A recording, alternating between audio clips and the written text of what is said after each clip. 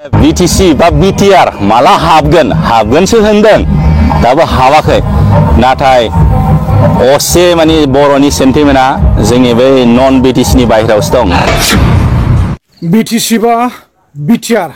नै बियो माब्ला हाबगोन नैबेनि असे सेन्टिमेन्ट बा साननाया सिन्था सरसाया बिटिआरनि बाहेरावसो दं बा नन बिटिआरनि मानसिफोरनि माइन्डआवसो दं बा खर'आवसो दं होननानै जोंहा इउटुबार सासे मुंदांखा आलफ्रेड ब्रादारा फोरमायदों। दा नैबे आलफ्रेड ब्रादारा गुवारै माखासे जोबोद मोजां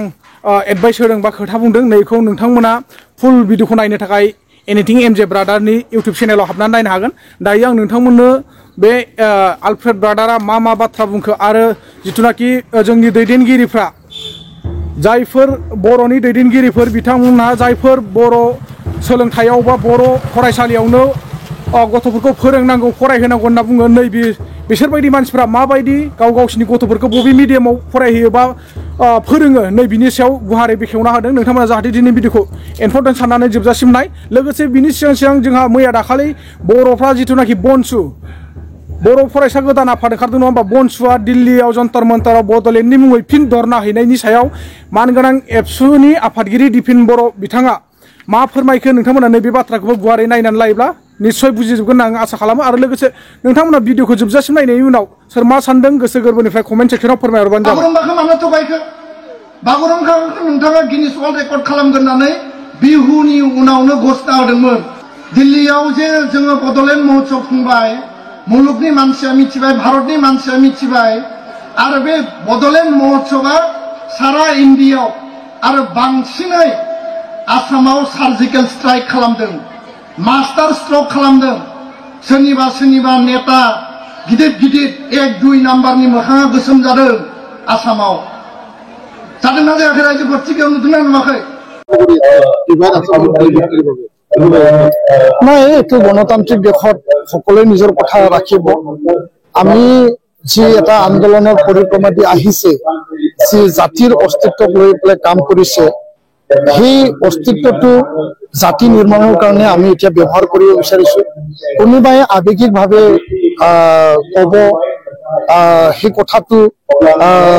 কোনটো দিশৰ পৰা আহিছে কোনটো এংগেলৰ পৰা আহিছে আৰু কি অবজেক্টিভ লৈ পেলাই তেওঁলোকে বডলেণ্ড যে দাবীৰ কথা প্ৰসংগ তেওঁলোকে ওলাইছে সেই কথাটো চাব লাগিব। কাৰণ বডলেণ্ড আন্দোলন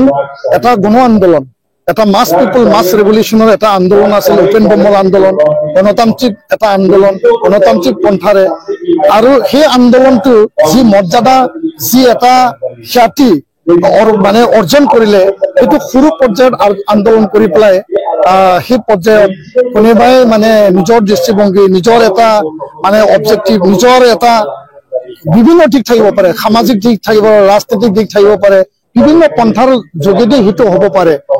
সেই কথাটো তেওঁলোকে বিবেচনা কৰক। মই ইয়াৰ ওপৰত ক'ব লগা নাই কিন্তু সেই আন্দোলনৰ মৰ্যাদাটো তলত আনি পেলাই আন্দোলনৰ যি এটা ভেটি নিৰ্মাণ কৰিছিল সেইটো লাজ দিব নালাগে মই এইটোৱে ক'ব বিচাৰিছো।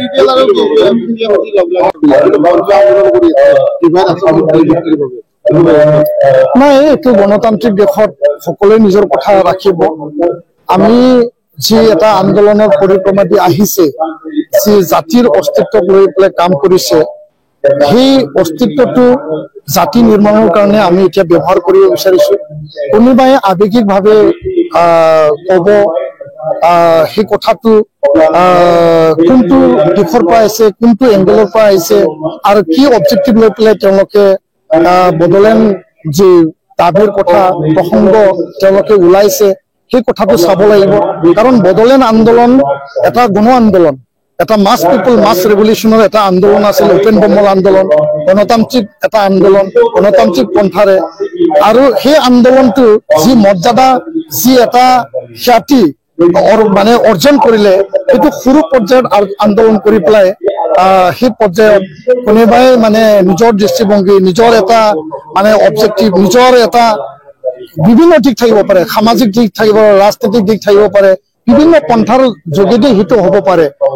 সেই কথাটো তেওঁলোকে বিবেচনা কৰক। মই ইয়াৰ ওপৰত ক'ব লগা নাই কিন্তু সেই আন্দোলনৰ মৰ্যাদাটো তলত আনি পেলাই আন্দোলনৰ যি এটা ভেটি নিৰ্মাণ কৰিছিল সেইটো লাজ দিব নালাগে মই সেইটোৱে ক'ব বিচাৰিছোঁ बाय नोंथांमोनाथ' BTC नि बायह्रायाव दङ